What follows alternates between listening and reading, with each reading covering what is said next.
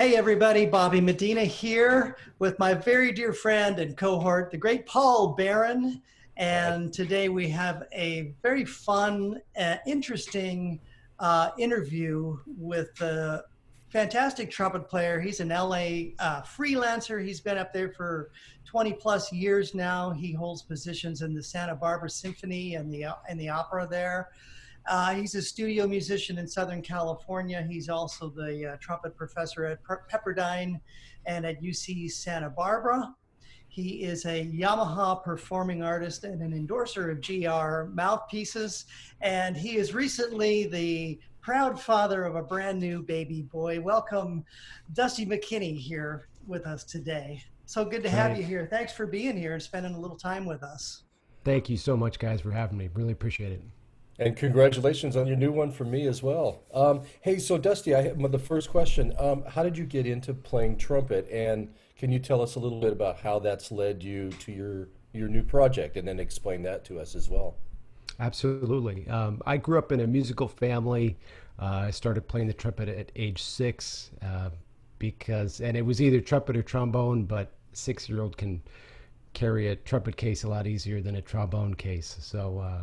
So much to my dad's disappointment, I chose the trumpet instead of trombone with him. So played through all school. I grew up in Iowa, played at church, through school, big bands, everything, you name it, growing up, any chance I could get to play. And so I ended up moving to Chicago for school. I attended DePaul University and lived there for a few years, and had a great education there. I got a chance to. I was primarily a jazz player actually in Iowa growing up. That's all I wanted to do. And then I moved to Chicago, and I started going to hear the Chicago Symphony. And I heard I was there during Herset's last 2 years, playing principal with the symphony, and that I just, that was it. That just changed my life. Going to hear. Herset at 80 years old, playing Ein Heldenleben and Alpine Symphony and Mahler Six, sounded like Schulte recordings from the 70s. It was just amazing. And so, that was great. So I ended up moving to LA a few years later, and I started hearing the jazz players out here, and I thought, oh, nobody needs to hear me play jazz anymore. So that was it. But I love playing in big bands. I love, just playing everything I possibly can with trumpet on it. So that's sort of what got me started, got me to LA, and I've just been fortunate to, play a lot of different places and play with some amazing musicians along the way. Very cool. Well, tell us a little bit about your new site. It's called An Observant Musician, and tell us a little bit about it and why you started it. Well, this is sort of my, answer for a book or a textbook or anything like that. I've been working on these exercises, just my own experiences. How do I get through the day? How do I play? How do I do different things? And how do I communicate that to my students in all sorts of different possible ways? We all learn differently, and so Observant Musician is sort of 20 years of my experience and my work sort of put together in a website. And I never thought this would be able to happen, but of course COVID happened, and I had a little bit more time on my hands, and so it was a chance to, it's like, whoa, I can actually sort of get some of these ideas in my head and get them to hopefully the right medium. I think it is. So. And how's the turnout been for your courses? It's been good. It's been good. Yeah, we've, the idea is to think positively when you play, and there's a lot of different ways to play the trumpet, as we know. But one of the most important things is we want to have a real positive attitude about it, and we can get hung up on our own practicing and have a bad day here and there, and all of a sudden that spirals into maybe some unhealthy thoughts about ourselves and our playing and everything. So the attitude with this site is hey, we're all here together, we're all learning together, and let's help each other out. So I've got It practice tracks that people can play along with.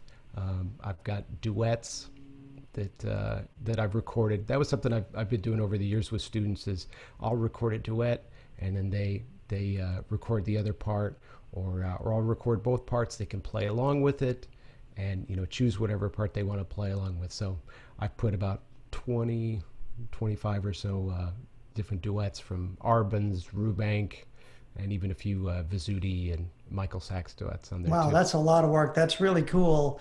We got to sit in on one of your centering sessions a few Saturdays ago, and that was really interesting and enlightening, hearing you talk and go through things with everybody. And I know you have some other kinds of master classes, people talking. I know you had John Lewis on there talking about some things.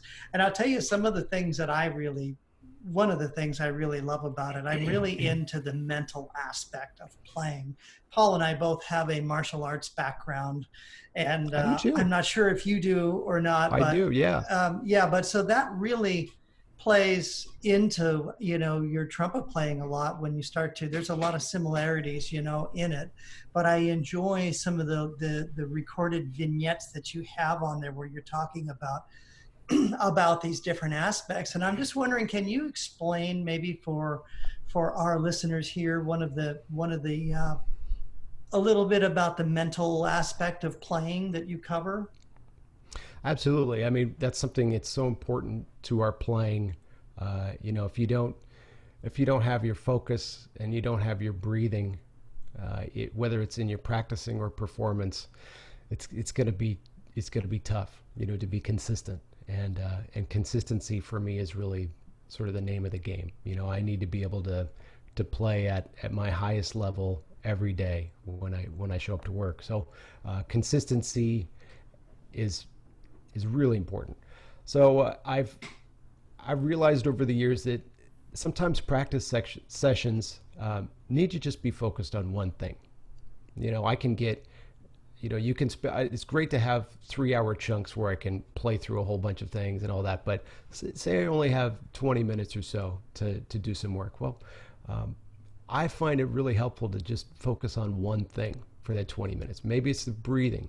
Maybe it's my posture. Maybe I've been really tired or I've been driving a lot or something, and I just need to kind of focus on the posture for a little bit, or just kind of make sure that my attacks are right where they should be. So I've got these awareness tracks that they're playing some music behind it, and it's just sort of a pre-practice session, almost a guided meditation. But I don't want to I don't want to say it's a guided meditation, but it's like that sort of idea where it just sort of gets you prepared and gets your head in the right place to get your practice session going, and hopefully it gives you some prompts, some ideas about, okay, hey, maybe today I'm just going to concentrate on my breathing when I practice. And I find that focusing in on that, it really takes care of a lot of the other stuff.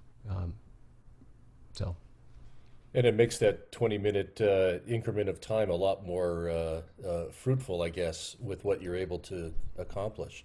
Yeah, it's absolutely. amazing. It's amazing how much you can accomplish in a short period of time if you're focused, and that's sort of that key word that you said. And that's something for me, I got a little, sign sometimes on my stand that just reminds me about focus and concentration. I'll turn my phone off or I'll put it in another room and no TV and no computer or this and that, and so there's a lot of people that are constantly distracted, and it just, for me, it just doesn't help my playing. It's almost like wasting time. I mean, I can do certain rote things, in that manner, but if I can really, really focus, I really get a lot more in a lot quicker period of time. Absolutely. That's something that I've been talking a lot with my students. They're in college, they're on Zoom right now, and they'll go from one class to another, and a lot of them aren't having ensembles or any sort of playing thing, so it's just private lessons. And I say, you don't need even an hour. You don't need 2 or 3 hours to practice. There's going to be some weeks where you have midterms and all of that. And I'm talking non-majors. If you're a major, well, you better get going. But Yeah. but if you're a non-major and playing the trumpet for enjoyment, then you don't need all this time. You can take 10 minutes. You can buzz your mouthpiece with some tracks. You can concentrate on your breathing and your core while you're listening to a lecture. Sometimes too. I mean, there's a lot of little things that you can do, and if you're focusing on that and you make those into habits, it's going to turn around to be good things when you're actually picking up the trumpet. That was something very important for me in my audition for the Santa Barbara Symphony. I actually made practice tracks of the excerpts.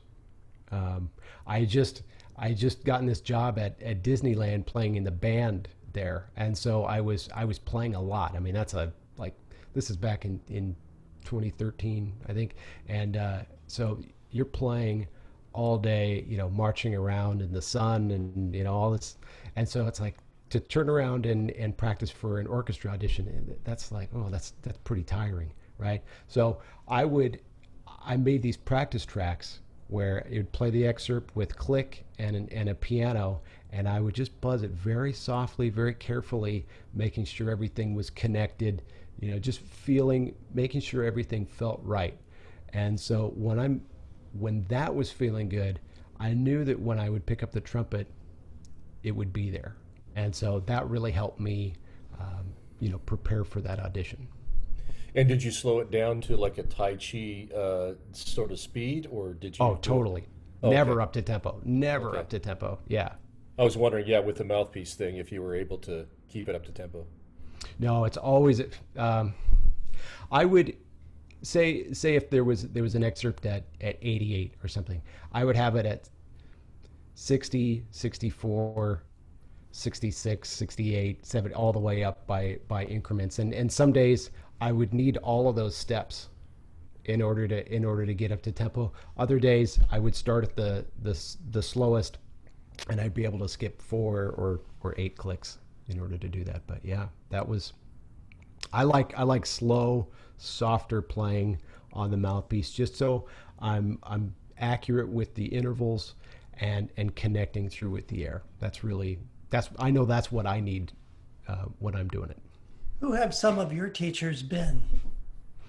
I studied in high school. I studied with a guy named Steve Jones, who was he was a lead player with the Army Blues, and he's a wonderful guy. Amazing player. When I went to college, I studied with Matt Lee and John Hagstrom at DePaul, and when I moved to LA, I had a family connection with Bill Bing, and so Bill was really the reason I moved to LA, and so he told me. I took a few lessons from him, and he told me I needed to buy golf clubs. So that was very That was sounds very like helpful. Bill. Yeah. He was my teacher for a while in college, and just a wonderful guy, and a member here in our group as well, and still playing and doing great. Absolutely, yeah. And then I also studied with John Lewis. I remember meeting him on a job and just being blown away by how he plays, and I thought, okay, I got to hear what you have to say about the trumpet. And so that really started a relationship, a friendship. He's really a mentor to me, and that continues to this day. And so playing in the Santa Barbara Symphony, second trumpet next to him as a principal is really a pleasure. Anytime you get to sit next to your mentor, that's pretty So special. when you were, you're at this high level of playing already, and I'm the same. I mean, Paul and I are always talking about how we're always picking people's brain that we sit next to. I don't take lessons all the time anymore, but one of my mentors is Bobby Shu. And so once in a while I'll talk to him or we'll just chat, and he's always got something to say, or I'll always have a question, or once in a while maybe I'll even to have a lesson with him. But I'm just curious. So now you're sitting with John Lewis in some sort of a professional situation, and he's sounding great in that. And then when you went to him, what kind of things did he uncover for you? He just spoke about what was important to him, in his playing, what he listens for in his playing, and that gives you the answers that you need for your playing. I mean, it was, he's like, well, I mean, he studied with of course, Roger Stoner in Kansas, but he also studied with Jimmy Stamp, and those principles, those ideas of centered sound, playing in the center. I mean, that's everything. And moving then from of note course, center to note center. Absolutely. Yep, absolutely. So he would show me what he did, and then I would try to emulate that. And I was like, oh wow, this isn't so good, on my end. So it's like I've got some work to do, and that's what it's been. And so when I work with John now, I'm like, I'll and we're always doing this. We're like, hey, what are you practicing now? What are you doing? What's the next step? He's got these like checks that he'll do. He'll do like bends and different things, and I'm always asking, what are you doing with that now? And so I always get like these little mini lessons like when I work with him. So it's great. And then just hearing him play, that's a lesson right there. There's this ripple effect where, you play with these great players like John, and you play with like Wayne or Barry Perkins. These guys, you just play better like the next week. You don't even have to do anything. It's just like that sound is like stuck in your head. So. I call that the apprenticeship program, where it's like the old days of trades, where you start off not really knowing that much, but you're next to somebody who mentors you and shows you a little bit, and then as you've mastered that, then you move on to the next. And that was the same for me. Like you said, you started when you were 6, and I did as well, and just holding on for dear life next to somebody like John Lewis, or for me, Arnie Tchaikovsky, or you, Bobby, with Bobby Shu. Mm-hmm. Yeah, you just want to be around players that I've always just wanted to be around players that play a lot better than me, and I know I'm going to learn something. I just sit there and try to be a sponge. Yeah, I think it's a great attitude, and you can't help. You're right. When you hear how high the bar is, sometimes it can be inspiring. It can be depressing. Sometimes, you're talking about the mental aspect of playing, and I'm long over this now, but there are times in my past, and I'm sure everybody's past, when you play and you just cannot get it together here, and it just bums your whole day out. Everything, trumpet grows on you like nothing else almost. But I have learned to really separate myself from what I do, as you grow up. So, absolutely. And we're humans, right? Right, absolutely. We're not perfect. It's metal against flesh, and everybody's had their moments, Absolutely. I saw you were talking about Herseth a while ago, and he gave a master class.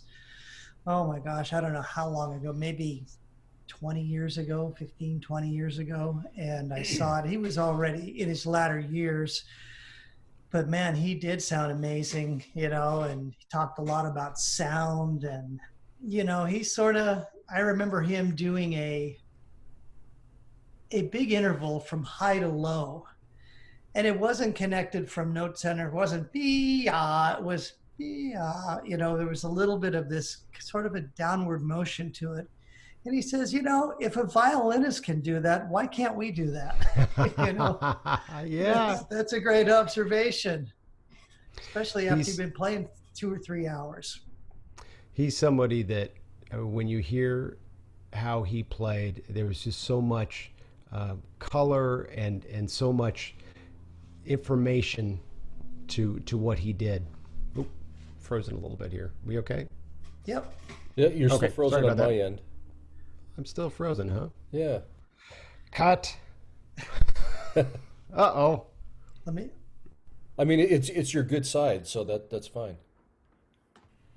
Okay, now I think we're unfrozen. So finish up your thought there on Herseth.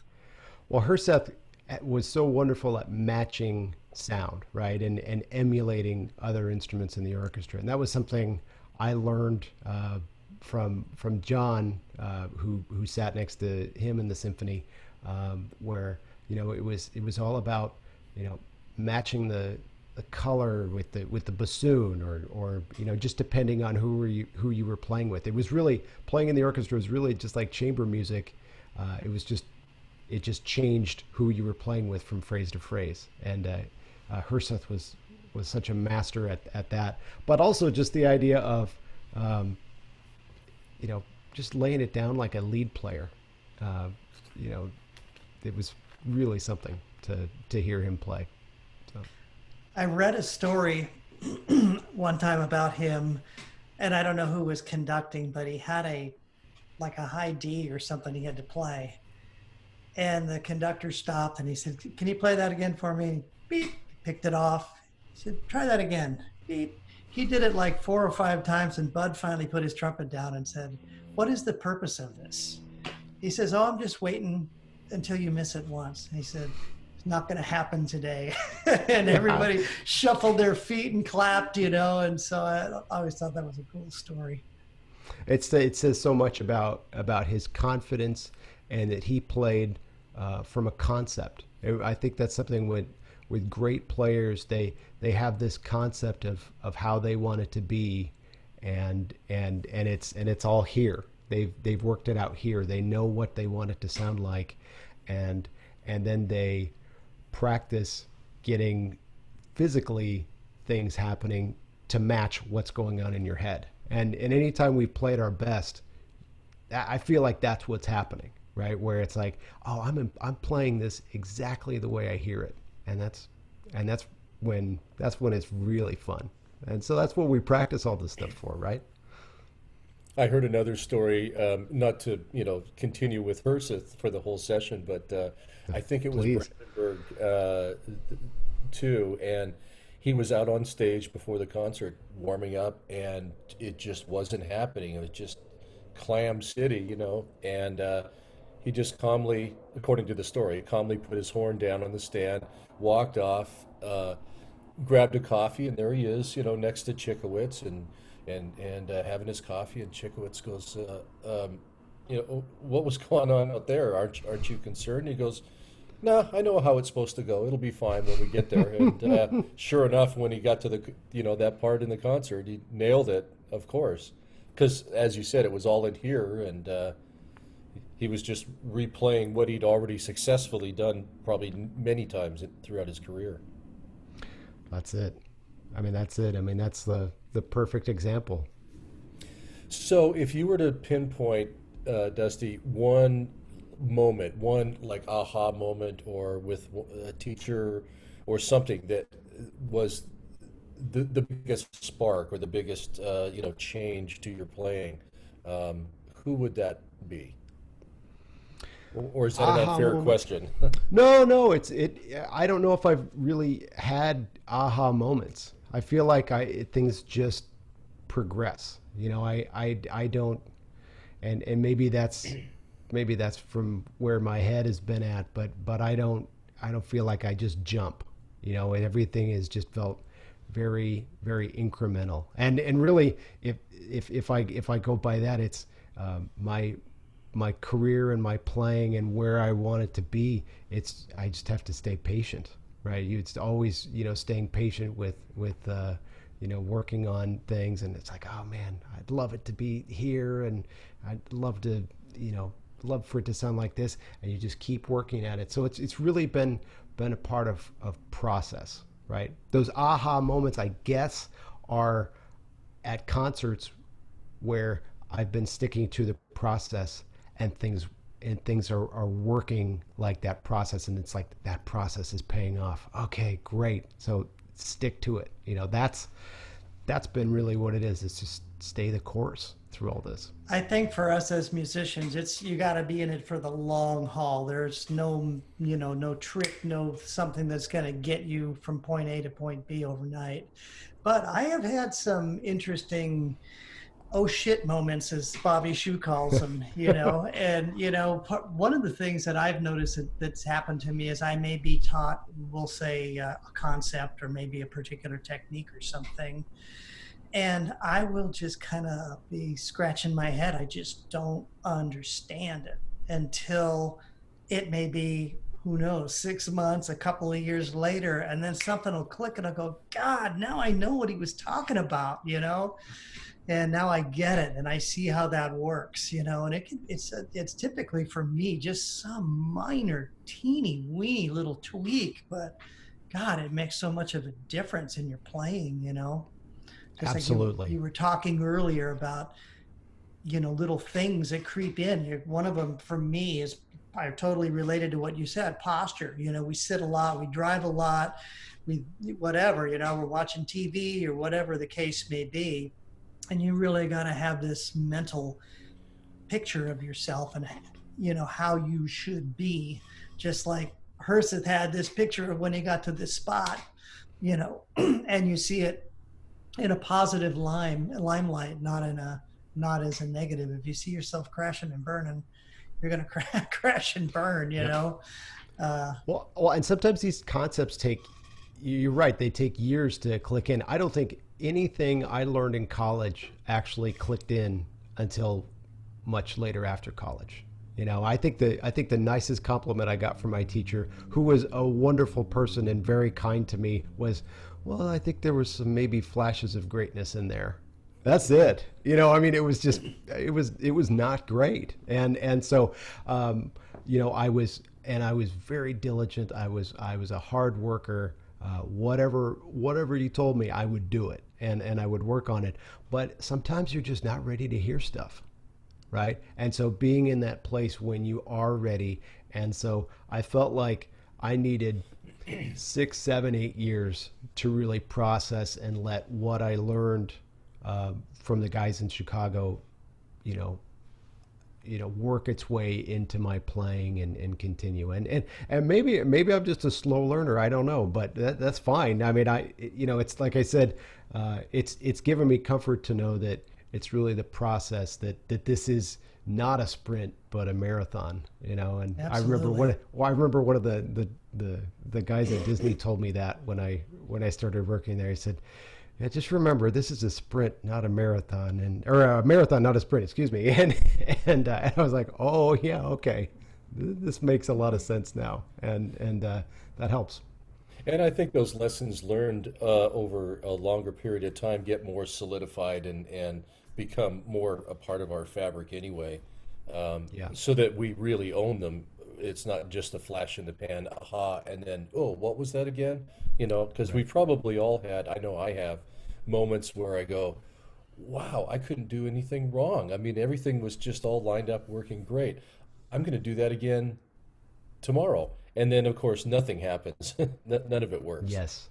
Yeah, striving for that consistency that's why I think a concept works better than necessarily a feeling sometimes in our playing, because some days we feel different. I mean, I went through years of working with the Disney band where I never felt good at all, but the audience didn't care. I had to, you had to produce, or if you're playing somewhere during the day and you play somewhere at night, it's like, well, your audience doesn't care whether or not you're tired or anything like that. So it wasn't about how I felt. It was about, obviously trying to maintain some of that and do things that would help me feel better. But it was also about just, what is the concept? What do I want this to sound like? And stay aligned with that idea. And so it's this, keeping everything the same, yet being slightly flexible too when things aren't, you're not having the day that you hoped you would. Right. Yeah. Well, let's move over into our lightning round. This is just a quick round where we're just going to ask you a few random questions and just respond. However, there's no right answer, no wrong answer. I will start this and I will ask you, what is your favorite restaurant in Los Angeles? My favorite restaurant. Uh, there's a ramen place called Shinsengumi that is amazing. I love ramen. I do So too. Awesome. love Morning some. person or night person? Well, with a newborn son, it's I would say no. I'm a morning person. I love getting up early and so absolutely, You're a morning, noon, and night person now. pretty much, yeah. What Coffee was the person. last recording you listened to?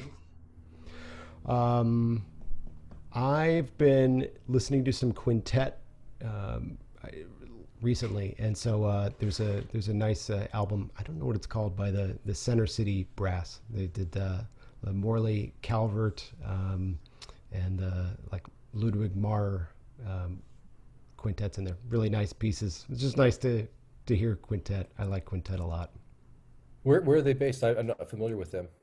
I think they're East Coast. Yeah, yeah. They've done. Um, I want to say they're like Curtis guys. I'm not sure, but I remember hearing some of their Ewald recordings, and I've just kind of kept their stuff in my library over the years. Really enjoy the way they play together. There are Really so many beautiful. fantastic musicians and groups all over the world, and now you have everything at the touch of a button, next to you to be able to see it or listen to it or enjoy it in some form. It's cool, and at the other time, on the other hand, it's kind of like overwhelm. Also, it's trying to balance all that out. But I really enjoy seeing people that I've never even heard of that just like completely blow me away. So well, Absolutely. thank you for taking the time, Dusty, for being here with us. It's been a great chat with you. I've learned a lot here. And for everybody out there, Dusty has extended a really nice offer to you just for our group here. If you're interested in checking out his centering class anytime in October, he will send you a special Zoom link to do that. So you can do that at no cost just for this month. And I will post up some information about that. He's a member of our group too. So you can contact him through there and just let him know that you'd love to check out his observant musician program. And it's an observantmusician.com. Is that right, Dusty? That's right. Okay, well, we're going to sign off here, but thank you again. Thank you, Paul, for being here. We really appreciate you guys, and we'll look forward to seeing you again real soon. Thanks so much. Thank you Thanks, guys. Dusty. Thanks so much for having me. Appreciate it.